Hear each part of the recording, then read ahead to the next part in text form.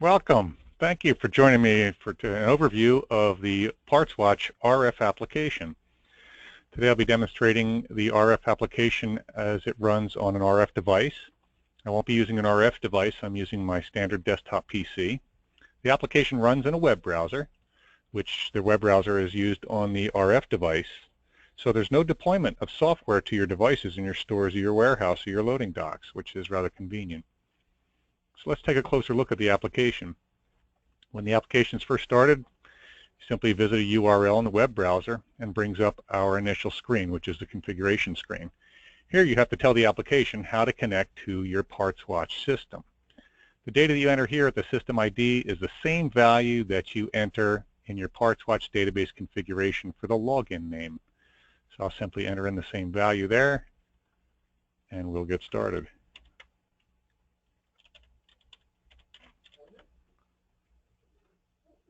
Now I'm at the initial login screen, and similar to the PartsWatch application, I simply need to let it know who I am and enter my username and password. Which brings us to the main screen. Here is a general overview of the application. You can use this application for purchase order merchandise receiving at your receiving docks. You can use it for cycle count of inventory, whole count of inventory. You can set up price label printing and part inquiry. We'll go into part inquiry real quick. This is the simplest. Here, using the RF device, assumably you would have a barcode scanner as part of it. Many people call it an RF gun or a handheld gun. I don't have a scanner attached to my desktop, so I'll simply be pasting values in. But if I were to scan a barcode on a part, the barcode would immediately show up, and it would automatically pull up the part as I scanned it. Here I pulled up a brake lining part. I can, if I want to, and enter parts manually. Let's suggest the barcode doesn't work. By hitting the enter button, I can type in a part number. Whoops. It helps when you have better typing skills.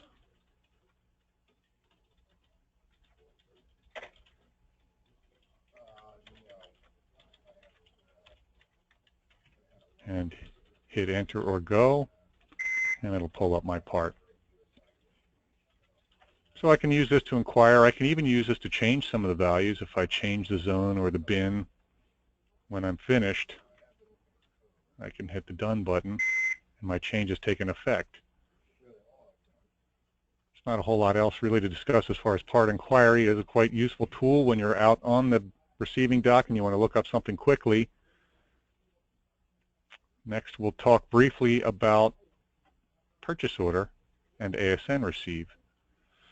So out on the receiving docks, this is probably where most of your RF devices are in use most, is for receiving merchandise coming in from trucks into the store for in response to purchase orders that you sent out.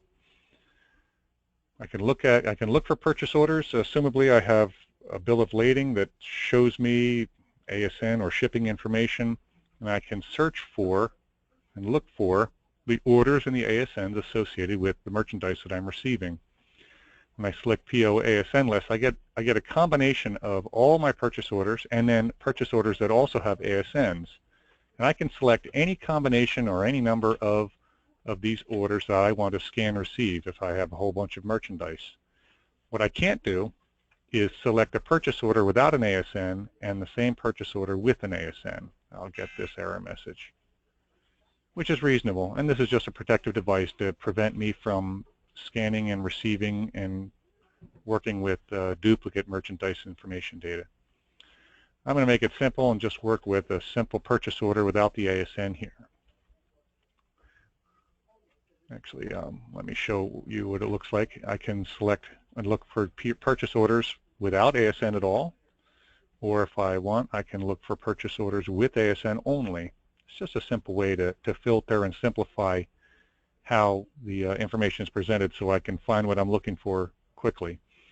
If I have received parts on the loading dock and I have no idea what ASN, what purchase order they may be even involved, then I can choose the search by part. And here I can enter or scan a part, simply find the barcode on the part, scan it, and the Parts Watch will find, it will look for any purchase orders ASNs, that this part is found on. As you can see, it came up on this particular purchase order, and 2 ASNs have been applied to that purchase order. I just start from the beginning. I'll select a purchase order by itself, and we'll start the receiving process. This is that simple. If I wanted to, I could also look for a purchase order ASN additionally. I don't need to. I've found the purchase order I'm interested in. I'll proceed. I'm now at the scan receiving location in the application. I can just start scanning parts as necessary as I find them on the pallet.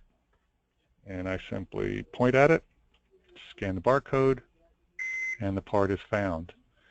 If the part is damaged, I can tap here on the screen and tell it the quantity that's been damaged. So one part came in broken.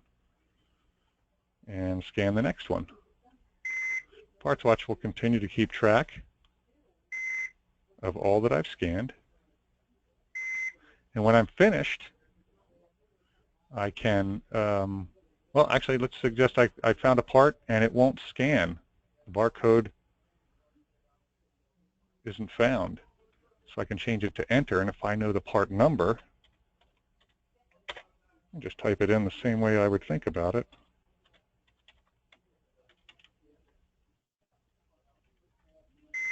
And Parts Watch finds it. Additionally, if I happen to scan a barcode that is not found in Parts Watch,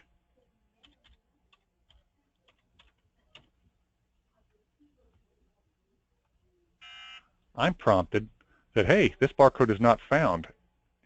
And I can elect to add this barcode if I happen to know the part number.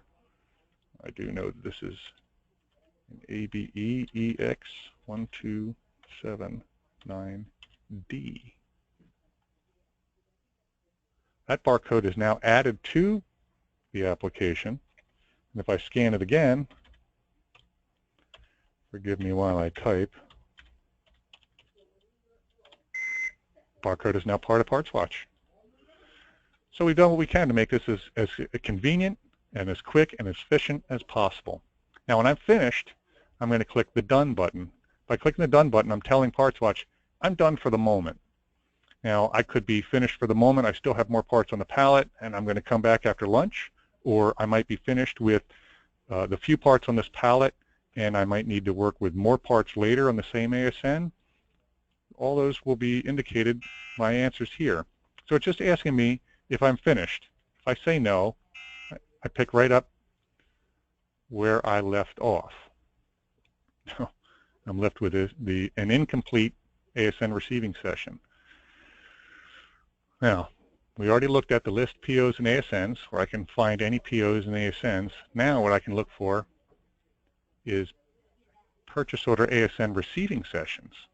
If I click here for anything in progress, I can take a look at and see what people may be currently scanning and working with. I don't have any other users in my store. By looking at the PO ASNs incomplete, I can see that I have one session that's incomplete, and that's what I was just working on. I can click that and pick up where I left off. Or I can look at anything that's been marked complete. And this is simply where the user has said, I've finished scanning and I've finished working with this and I'm ready to potentially receive into stock. Let's pick up where we left off. It remembers all the parts that I've worked with. I want to say that now it's asking if scanning of received quantities is complete, and I'm going to say yes now. Now at this point, I should show up here in the receive complete process, and I do. If I had changed my mind and thought, oh, you know what, I found another part, I want to pick up where I left off and fix that, I can pick up where I left off, maybe change the received quantity of this particular part,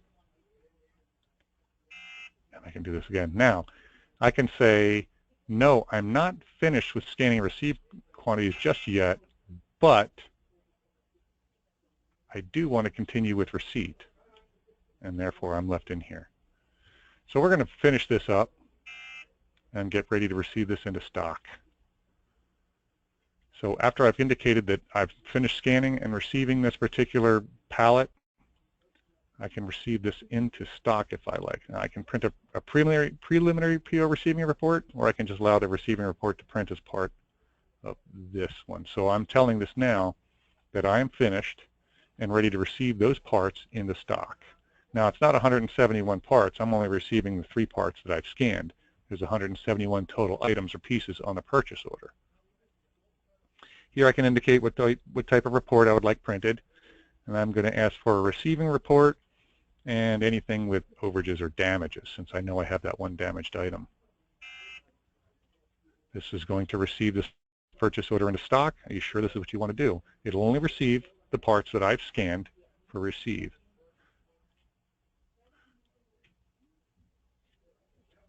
And that's complete. Now the report will print in the store.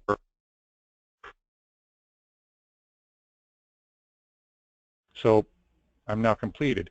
The nice thing is if I didn't complete all of the complete load in the ASN, that ASN is still available for me if I was working against an ASN. And the purchase order is still on back order. This is the purchase order I worked with. So I could conceivably continue receiving more merchandise for this purchase order or for any other additional ASNs as well.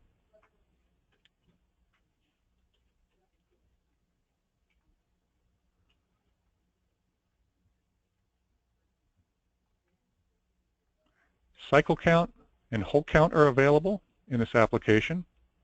Allow you to keep track and make sure that what is on your shelf is what's reflected in the system.